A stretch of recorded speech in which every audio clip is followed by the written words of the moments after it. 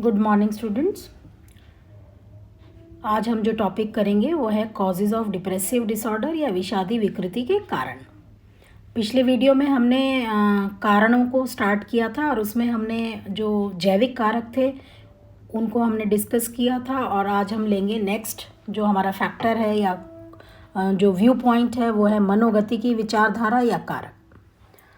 तो इस विचारधारा की शुरुआत फ्रॉयड ने की थी और उनके शिष्य थे कार्ल अब्राहम, उन्होंने भी इसमें अपना योगदान दिया था। इन दोनों ने डिप्रेशन को किसी प्रकार की लॉस या हानि के प्रति एक प्रतिक्रिया कहा है। जब व्यक्ति को किसी प्रकार की किसी प्रिय वस्तु या व्यक्ति की कोई व्यक्तिगत क्षति होती है तो इससे कुछ अचेतन प्रक्रियाएं प्रारंभ होती हैं जो व्यक्ति में विषाद उत्पन्न करती हैं। और फ्रॉयड का ऐसा मानना है कि बाल्यावस्था में ही इसका जो बीज है वो बो दिया जाता है।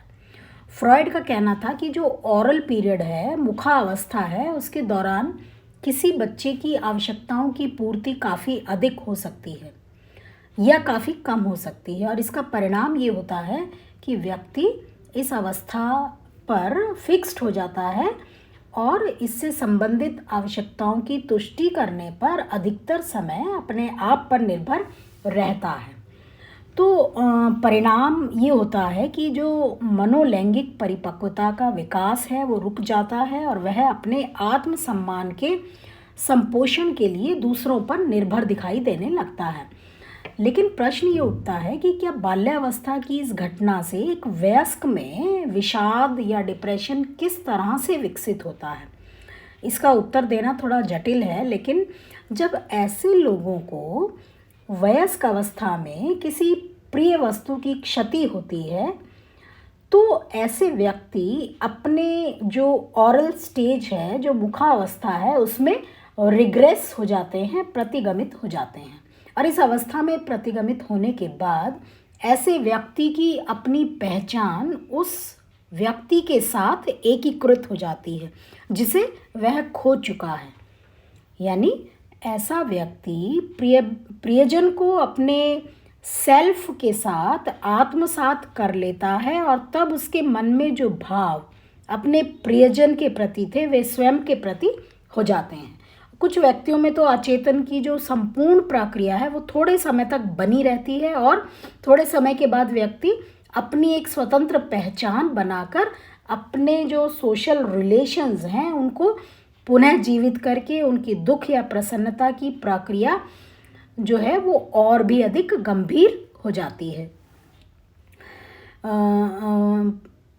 कुछ लोग जो हैं वो उनमें अचेतन की प्रक्रिया जो है वो काफ़ी जटिलताएं उत्पन्न करती हैं। वे खोया खोया महसूस करते हैं, सामाजिक संबंधों से अपने आप को दूर रखते हैं, मृत्यु या अन्य कारणों से उनसे अलग हो जाने के कारण प्रियजनों की क्षति के प्रति जो क्रोध का तो भाव है वो होता है उनमें, और उससे ऐसे लोगों में अपने आप के प्रति घृणा का भाव उत्पन्न हो जाता है जिससे उनमें नकारात्मक मनोदशा, सेल्फ ब्लेम यानी आत्मदोष तथा सामाजिक संबंधों से विड्रॉल जैसे व्यवहार होने लगते हैं, और जिसका परिणाम ये होता है कि ऐसे लोग और भी अधिक डिप्रेस्ड हो जाते हैं, विषादी प्रवृत्ति के हो जाते हैं। अब हम बात करेंगे नेक्स्ट जो कॉज है विषादी विकृति का, वो है व्यवहारात्मक विचारधारा। तो व्यवहारात्मक विचार धारा जो है विषाद की एक भिन्न व्याख्या वो करती है, और लेविंसॉन 1984 ने विषाद की व्यवहारवादी जो विचारधारा है वो उन्होंने प्रस्तुत की है। उनका कहना है कि कुछ लोग ऐसे हैं जिनके लिए पुरस्कार जो सामान्यतः घनात्मक व्यवहारों को रीइंफोर्स करता है या पुरस्कृत करता है, उसका मूल्य धीरे धीरे कम होने लगता है, और तब ऐसे लोग कम से कम पॉजिटिव बिहेवियर करते हैं और उनका कार्य करने की शैली जो है वो डिप्रेस्ड हो जाती है, विषादी हो जाती है। सचमुच में ऐसे लोगों के क्रिया स्तर में जब कमी आ जाती है तो पुनर्बलन या पुरस्कार की संख्या में भी कमी आ जाती है, और पुरस्कार में कमी से ऐसे लोगों का जो घनात्मक व्यवहार है उसमें कमी और अधिक हो जाती है, जिससे उनकी विषादी प्रवृत्तियां और प्रबल हो जाती हैं। और इस सिद्धांत का एक उपसिद्धांत ये भी है कि जब व्यक्ति को दंडात्मक अनुभूतियाँ अधिक होती हैं तो इनसे भी व्यक्ति में विषाद उत्पन्न होता है, क्योंकि ऐसी अनुभूतियों के कारण व्यक्ति आनंदमय क्रियाओं या पुरस्कार मिलने वाली क्रियाओं की सुख अनुभूति करने में बाधा महसूस करता है और वो बहुत अधिक अपने आप को डिप्रेस्ड फील करने लगता है। अब हम बात करेंगे हमारी फोर्थ जो कॉज है वो है संज्ञानात्मक कारण या विचारधारा।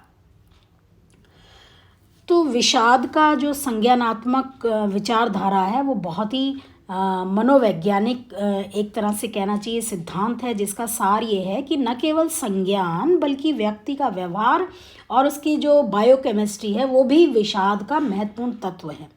और संज्ञानात्मक विचारधारा में दो तरह की विचारधारा अधिक लोकप्रिय हैं। पहली है बैक थ्योरी, यानी बैक्स का सिद्धांत। तो बैक का विचार था कि जो विषाद है उसका कारण नकारात्मक चिंतन होता है, ना कि किसी एक तरह के मानसिक संघर्ष या पॉजिटिव रीइंफोर्समेंट की कमी। विषादी लोगों में अपने बारे में, अपनी परिस्थितियों तथा भविष्य के बारे में इतना अधिक नकारात्मक चिंतन भरा होता है कि उनका सभी व्यवहार स्वतः इससे प्रभावित हो जाता है।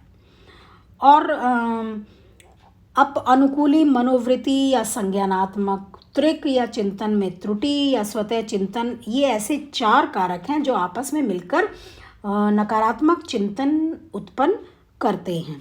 तो हम बात करेंगे पहले अप अनुकूली मनोवृत्ति की।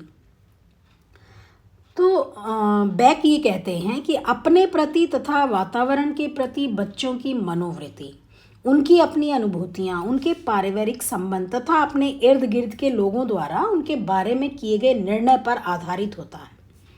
इसमें कुछ बच्चे नकारात्मक मनोवृत्ति विकसित कर लेते हैं और ये नकारात्मक मनोवृत्तियाँ स्कीमाज का काम करती हैं, जिनको कसौटी मानकर बच्चा अपनी अनुभूतियों का मूल्यांकन करते हैं। स्कीमाज जो हैं वो व्यवहार को कूट संकेतित करने, एनकोडिंग करने तथा उनकी व्याख्या करने से उसका तात्पर्य होता है।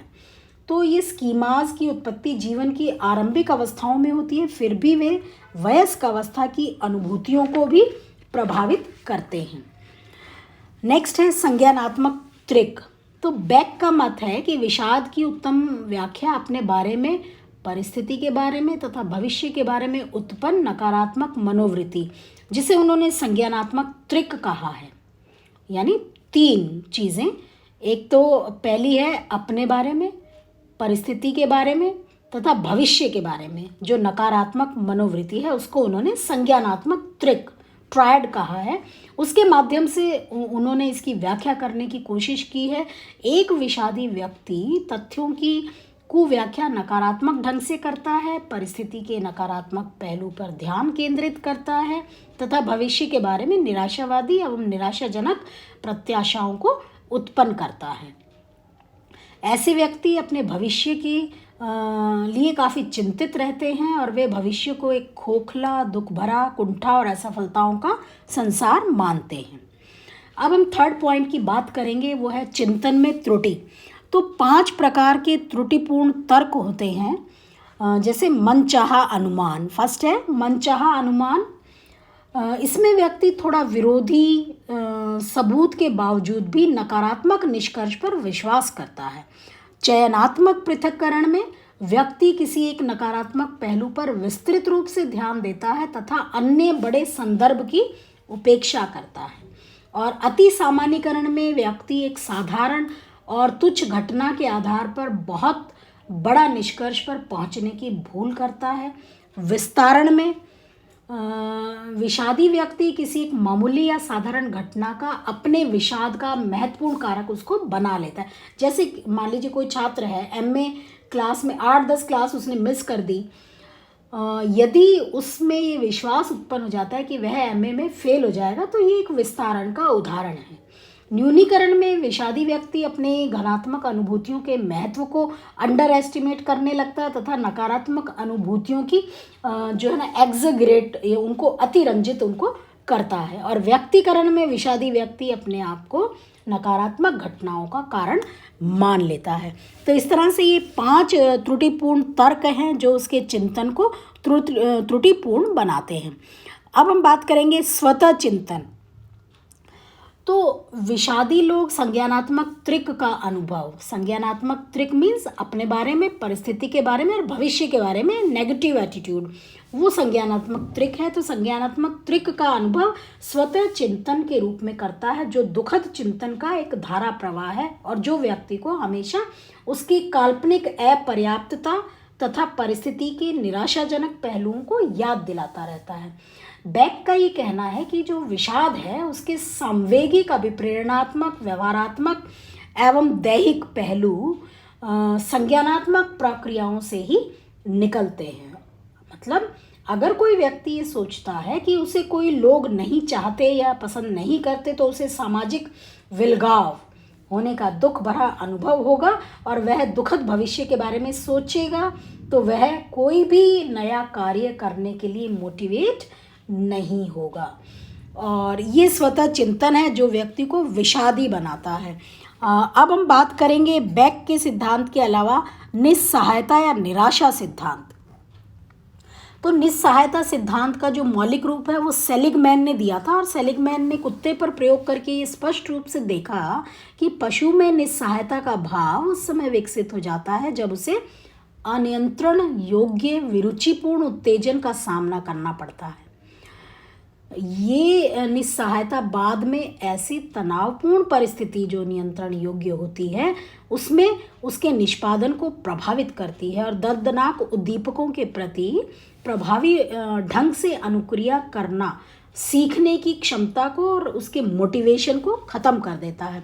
यानी सेलिगमैन ने जो मानव विषाद की व्याख्या की उसमें व्यवहारात्मक और संज्ञानात्मक दोनों तरह के मॉडल से लिए गए कॉन्सेप्ट्स को संयोजित किया और ये कहा कि व्यक्ति में डिप्रेशन उस समय उत्पन्न होता है जब वे सोचते हैं कि उन्हें अपनी ज़िंदगी में मिलने वाले पुरस्कार पर कोई नियंत्रण नहीं है, वे स्वयं ही अपने इस निस्सहाय अवस्था के लिए जिम्मेदार हैं। और विषाद के सभी लक्षण इस निस्सहायता, हेल्पलेसनेस तथा सेल्फ ब्लेम यानी आत्मनिंदा से ही उपजती हैं। तो इस तरह से ये जो कॉग्निटिव थ्योरी है वो डिप्रेशन का एक कारण है। तो हम निष्कर्ष रूप में ये कह सकते हैं कि जो यूनिपोलर डिसऑर्डर है, एक ध्रुवीय विषाद है, उसकी व्याख्या करने के लिए कई तरह के कॉजेज़ हैं या विचारधाराएं हैं जिनमें हमने पिछली वीडियो में जैविक विचारधारा को पढ़ा था और आज हमने इस वीडियो के माध्यम से व्यवहारात्मक विचारधारा, मनोगत्यात्मक विचारधारा या मनोगति की विचारधारा और संज्ञानात्मक विचारधारा को हमने समझा है। तो इस तरह से बच्चों कॉजेज ऑफ डिप्रेसिव डिसऑर्डर आज हमारा ख़त्म हो गया। तो यूनिपोलर डिसऑर्डर या डिप्रेशन जो कि मूड डिसऑर्डर का ही एक टाइप है वो हमने कंप्लीट किया है। नेक्स्ट वीडियो में हम इसका जो नेक्स्ट प्रकार है बाइपोलर डिसऑर्डर, द्विध्रुवीय विकृति, जिसमें मैनिक डिप्रेसिव साइकोसिस को हम पढ़ेंगे, तो वो हम नेक्स्ट वीडियो में उसको समझेंगे। Thank you.